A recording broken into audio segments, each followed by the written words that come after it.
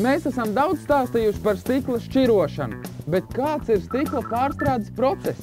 Esmu ieradies Kaunijā, kur vienas dienas laikā tiek sašķirotas 80 tonnas ar stiklu. Došos skatīties, kā tas notiek.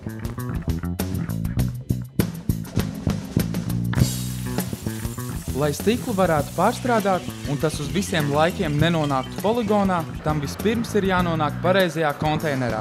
Bet kas notiek tālāk? Latvijā, diemžēl, stikla pārstrāde tādā izpratnē, kad no viņa tiek uzražot jauna stikla pudele, šādas pārstrādes Latvijā, diemžēl, nav. Bet Eiropā un arī tuvākajā kaimiņu valstī Lietuvā ir vairākas pārstrādes rūpnīcas, uz kuru šis materiāls arī nonāk, daļa no Latvijas materiāla, kur šis materiāls tiek sašķirots un no tā tiek uzražotas jaunas pudeles. Mēs atrodamies rūpnīcā, kur notiek priekšdarbi stikla pārstrādei. Šis stikls ir savākts no iedzīvotājiem, kuri stiklu ir sašķirojuši. Un daļa no šeit redzamā stikla ir atceļojusi no Latvijas. 2 darbi jau paveikti.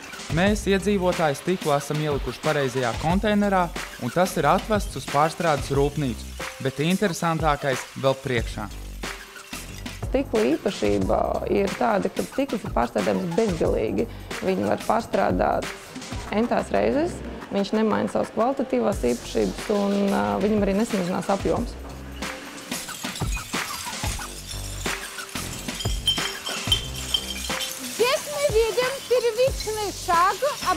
Šeit mēs redzam pirmreizējo šķirošanu, kur ar rokām tiek veikta stikla šķirošana. Šeit tiek atdalīts papīrs, polietilēns un sadzīves atkritumi.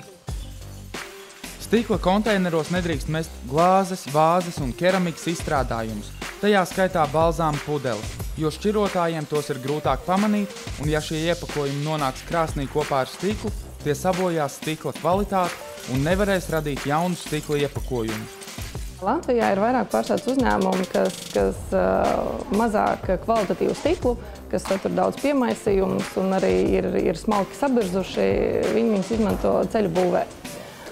Tas arī ir pārstrādes veids, kas nav slikts, bet ar šo etapu beidzās stikla atkārtot izmantošanu. Šeit nonāk tikai pietiekoši kvalitatīvs stikls, bet šķirošanas darbi nebūtu vēl nav galā. Uz šīs līnijas tiek sašķirots alumīnijs uz vienu pusi, stikla burciņu vāciņi uz otru pusi, un veselās stikla pudeles tiek sasmalcinātas. Sašķirotie burciņu vāki, alumīnija izstrādājumi, sulu pakas un plastmasas pudeles nonāk pie citiem pārstrādes uzņēmumiem.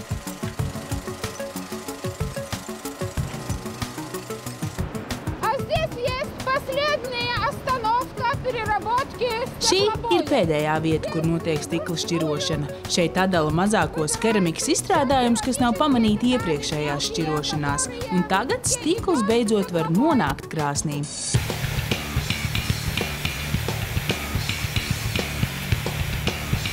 Šis ir rūpnīcas karstākais punkts, jo šeit jaunās stikla pudeles tiek izlietas 1500 grādu karstā temperatūrā.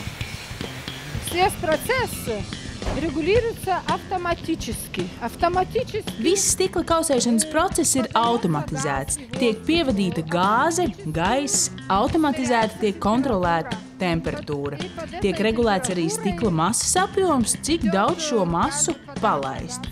Un tas ir atkarībā no pudeles, kādu izliesim.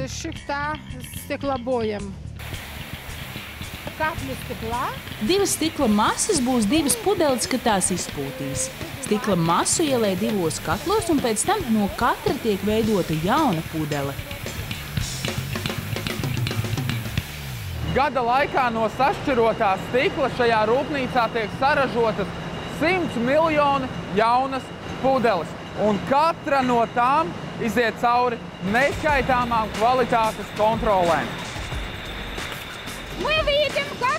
Šī ir vieta, kur nonāk tikko izlietās stikla pudeles. Tagad gan cilvēki, gan automatizētās iekārtas pārbauda, vai nav kādi brāķi.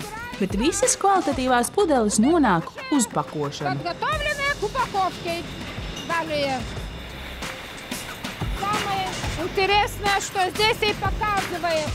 Interesanti ir tas, ka tagad pārbaudu mēra stikla biezumu. Noskaidro, kur pudelē ir plānākais un kur biezākais stikls.